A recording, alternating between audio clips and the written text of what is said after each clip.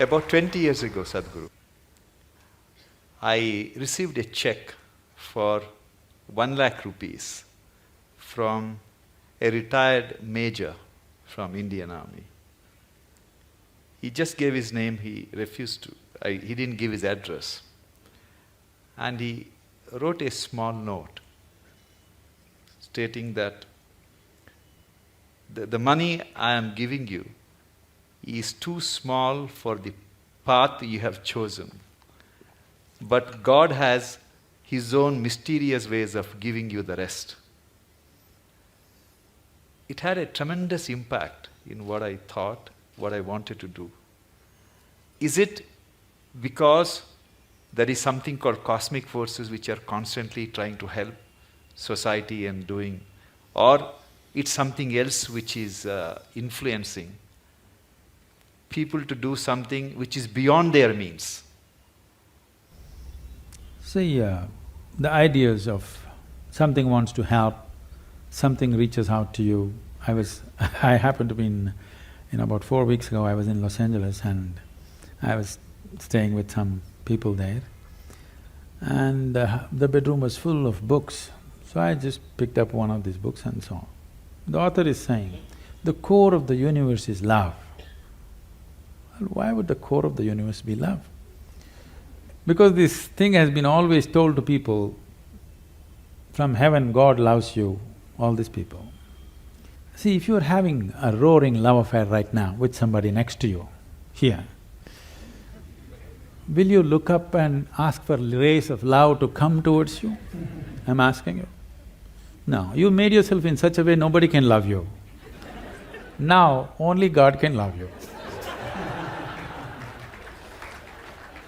If you say, God loves me, you must know you are such a pathetic, despicable case. If you made yourself in such a way, nobody can help loving you, you are a wonderful human being, isn't it?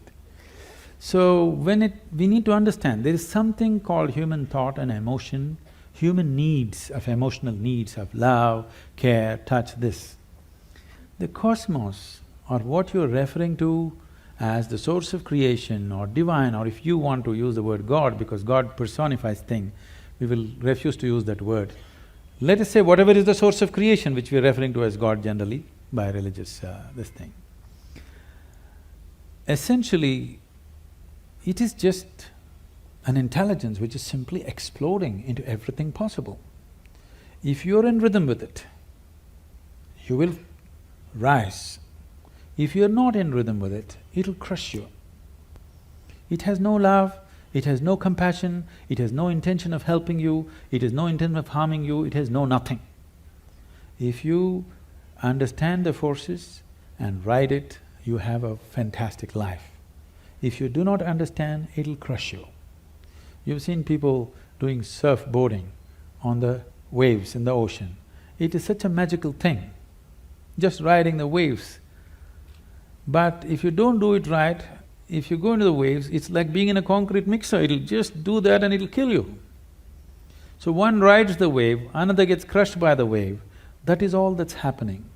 The rest is all human interpretations. This is the first thing we have to stop, that we do not extend our thought and emotion to the existence. This is relevant between you and me. This is relevant between you and your family members. You love them, I love you, you love me, all this fine. Don't look up at the sky and say, I love you. It will not say, I love you back, because it has no such need. It's pure existence. This is what you have to become. If you sit here, you are a complete existence by yourself. This is a full-fledged life. It does not need anything from anybody. It has everything. It is connected with everything in the universe. It does not need anything. But we want to play our games, okay, we can do all this stuff, but you need to understand right now, we are trying to extend our compulsions to the whole creation. It doesn't work like that. Existence is not trying to help you. You may be in tune with it, bingo, you are.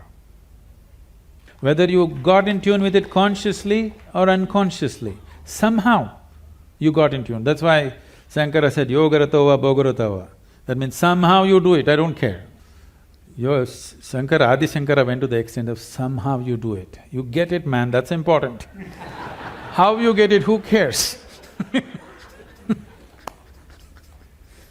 Sadhguru, I am constantly torn between my senior colleagues who are extremely skilled surgeons. Sadhguru, on the heart, there are some procedures which are done by very few people on this planet. I'll give an example. I do an operation called pulmonary endarterectomy. That's the blood clots from the leg goes to the lung arteries and it clogs up all the arteries. So 25 years ago, there was no cure for this. And once you're diagnosed, you're destined to die within a year.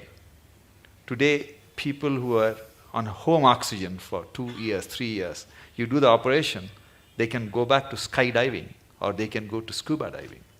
That's the transformative effect. But there are only 50 surgeons, less than 50 surgeons in this world who can operate. And like this, we have some of my colleagues who are extremely gifted surgeons. They are in their 50s now. And some of them are constantly talking about retirement. Especially one surgeon who is an extremely gifted surgeon who can fix any damaged valve. He is single, he has no other commitments. Every other day he talks about going to Benares or somewhere and retire. And I keep telling him that God didn't create him to retire and meditate. He has to be fixing all these problems.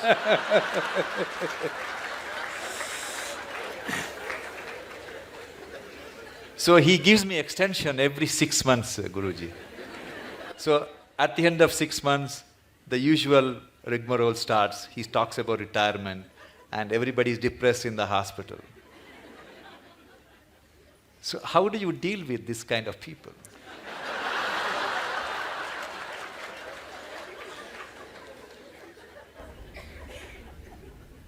You must give him a 1-year sabbatical with me. Yes, because the need or the idea of retirement enters anybody's mind because of the monotony of what they're doing, whatever it may be. Somebody else may think it's a great thing, but in your experience, somewhere it's becoming monotonous or stagnant. Stagnation is one thing that human intelligence and human system cannot take, and most of the ailments are because of stagnation of life. They may be getting their, once in 3 years promotion, they may be making a little more money, all these things may be happening. But somewhere experientially there is a stagnation, which could be a major cause for many of the complex ailments that people manufacture within their systems. The more complex they get, you try to create more talented surgeons. I'm saying we are manufacturing the problems, we are trying to manufacture a solution. I think as we offer solutions, people who have already gotten into problems, they need solution. But it's very important that we teach people how not to create these problems, so that instead of 50, you have to produce 5,000 expert surgeons to attend to all these people who are on self-help to illness.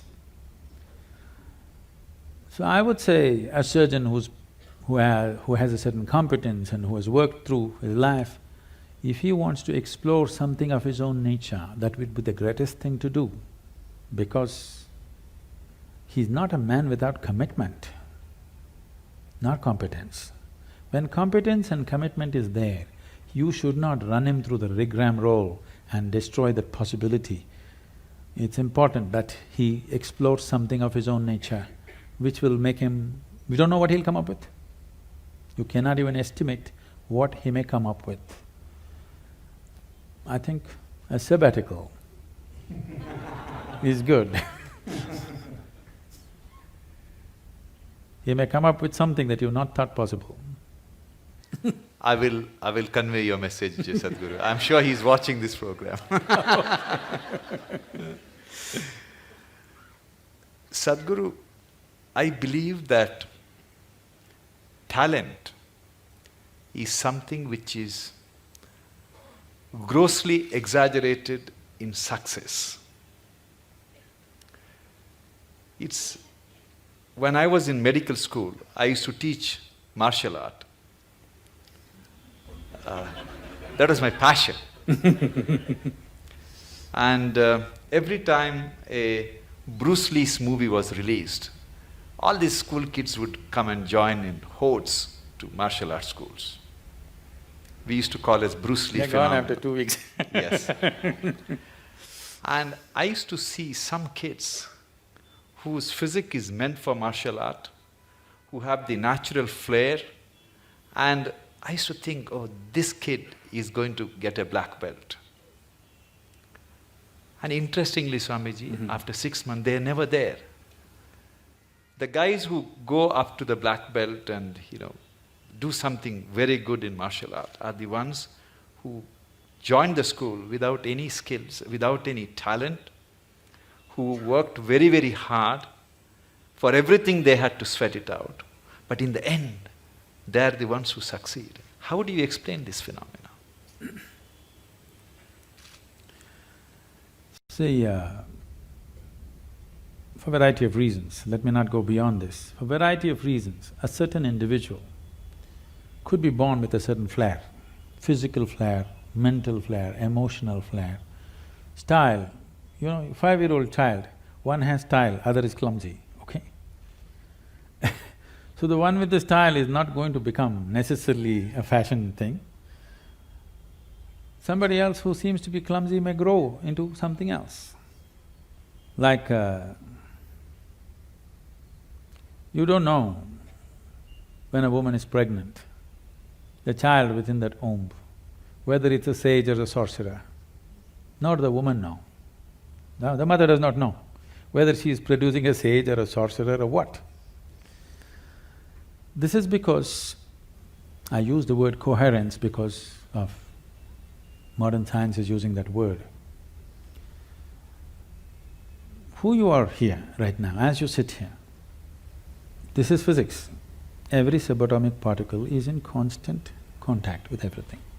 What you call as cosmos is living life and it's a live mind. You have captured only one small part of it. If you work with only that one small part of what you have captured, both as life and as intelligence, you will function at a certain level. If you apply yourself to break the barriers of your limitations that you've set for yourself, then there is an intelligence beyond anybody's understanding, beyond anybody's estimate, which is available to you. Once this is available to you, people think you're superhuman. No, this is not about being superhuman. This is about realizing that being human is super. The immensity of being human has not been realized. So we are always making a kind of a mathematical calculation. Okay, if this person has this much IQ, maybe this is what he will become. This is what Newton's law, that everything that moves on this planet works to a mathematical precision or a geometric precision. That is, if you take a pendulum, the length of the pendulum will decide how it will swing. If you take a projectile, depending upon its mass, velocity and the trajectory, it will go to a certain place. That is not how the cosmos is working, because what you think is physical and not physical is all mixed up within this human being. The physical self, the psychological self, the emotional self, and who you call as myself, the life within you, the fundamental life process, these are all different dimensions. And the innermost core of who you are, which, because all the other words are corrupted, I'll use the word life or just you, what you call as me. This, if you allow it, if you do not identify it with any form, with your physical form or with other different identities what you take on, it has a way of being cohesive or collaborative with everything around. When we say somebody worked hard, all he is trying to do is stretch his boundary of identity, isn't it? He's trying to stretch his boundary. If he succeeds to stretch his boundary, something that he never thought possible or imagined that is within his competence or capability becomes his. Miraculously, I can show you hundreds of people who come to me, we prepare them for a certain period and then we initiate them. In 24 hours, you will see the shape of their face will change. Genetics are altered in 24 hours' time. You can see the photographic images, they have actually changed dramatically overnight simply because of a certain extension of their identity. So, in the Indian spiritual milieu, see when you say spiritual, we must understand this. This is not about looking up or looking down. When we say spiritual, we are talking about transcending the limitations of physical. So right now, the physical is here as if it's a solid entity in people's experience. But modern physics is telling you and medical science is beginning to tell you, or if people don't understand, if they just hold their nose for 2 minutes, they understand that they are not an independent existence. It is in transaction, not just in terms of breath. Even on the level of subatomic particles, it's in constant transaction. If this transaction becomes even minutely conscious, suddenly you have immense capabilities that you never thought were possible. Biological identity is the most limiting identity that you have because it limits to the area of your body. Now when you strive, you break this. It doesn't matter in what way you strive. Most people strive in unconscious, unscientific, simply out of striving, they do things. But there are ways to strive scientifically in a proper way. There are tools to strive with specific direction to break the limitations of who we are. If you break this boundary, the subatomic particles are transacting, the intelligence is transacting, only you're missing the whole game. If you don't miss the game, if you are in the game of life, not in the game of thoughts and emotions, you are in the game of life, suddenly just about anything you want you can do, not this or that. I'm saying anything a human being can do, simply if he breaks his barriers. And these barriers are many levels, but the most fundamental thing is the identity.